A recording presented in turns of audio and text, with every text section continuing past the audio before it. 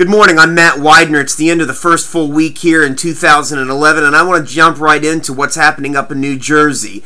As most of you are aware, the New Jersey court issued an order directing many of the servicers acting in that state to provide responses and answers to questions why the court shouldn't suspend or dramatically change the foreclosure procedures in that state based on a variety of conduct that is detailed with great specificity in the administrative order that was released in December. This order went out to the foreclosure plaintiffs that were filing foreclosure cases in the state of New Jersey, and this 18-page document, which is included here, gets into some very specific facts about troubling conduct that the court found operating in the state of New Jersey. I want to encourage you to read very carefully this administrative order. I want you to pay particular attention to the specific findings and the issues that this court found with regard to the practices as being submitted in the state of New Jersey. But then I want to pay particular attention to the responses that have recently been submitted to the court. What I find most troubling about the responses by these major servicers is they seem to suggest, basically, not seem to suggest, they outright assert that the court lacks the jurisdiction or lacks the authority to impose many of the sanctions and checks that the court asserts to impose on the court. I want to read particularly from the Wells Fargo response to the court, and in it says, "Moreover, the directives could have other unintended negative effects on the state's economy, period, and the court can avoid the difficult legal issues raised by the OTSC and achieve its stated goals by allowing Wells Fargo to continue its process." Again, the court can avoid the difficult legal issues raised.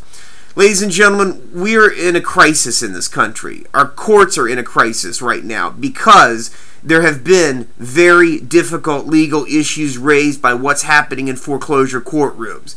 And we cannot, as this document suggests, avoid those difficult legal issues. We must confront those difficult legal issues head on. The thing that is troubling about all of the responses that have been submitted so far is they, in my opinion, gloss over the significant and substantive issues that are raised by this foreclosure process and the scandals, and they get right into the fact that we want to clean up our act and we want to move forward. We can't do that, folks. We have to look backwards at what occurred in the midst of this crisis and how it was allowed to occur.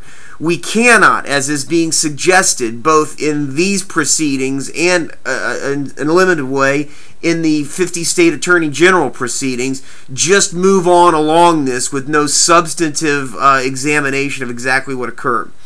In this state of Florida, we have bizarre documents being filed in court, motions to ratify judgments. The attorneys in many of these cases have admitted that there were wrongdoing in relation to the documents that were submitted in cases, and in this motion to ratify judgments, they're asking the court to ratify judgments based on some new affidavits. The fundamental problem that I have with that is, how can you ratify a judgment when you have no idea what the real problems were with those prior affidavits? The fact of the matter is that we don't have any idea what was wrong with those affidavits. We have vague assertions in the motions to withdraw the affidavits about what went wrong with the process, but we don't know specifically what was wrong. There are no depositions. There are no affidavits. There are no evidentiary hearings from those attorneys, from those law firms, from those affiants or deponents in those cases, which describe specifically what was wrong with the affidavits and why they sought to have them withdrawn. And frankly, until we know the answers to those questions in a very specific way, we cannot move forward. We should not move forward with those judgments and with those foreclosure cases. The fact of the matter is that we are all entitled to due process in this whole examination. We cannot just sweep this under the rug. We cannot allow our attorneys general to just move past this and not engage in a proper and detailed judicial and regulatory examination of what went wrong. These are difficult times out there, people. This war is a hard one, and it's one that, unfortunately, at this point in time, the consumers are really getting the bad end of the stick. We need to continue to keep the pressure up. Our press is doing a very good job of covering all of this. There are dedicated activists out there, attorneys and pro se defendants that are carrying the ball for all of us. I think most of America is starting to recognize now that what's happening in foreclosure courtrooms is not just the business of people in foreclosure. This is important to all of America because fundamental rights are at stake here. And if we don't stop them now, if we don't stop this mad rush towards throwing rules and statutes and procedures out the window, then nothing's to stop them from trampling on the rest of our basic civil rights. Keep up the fight.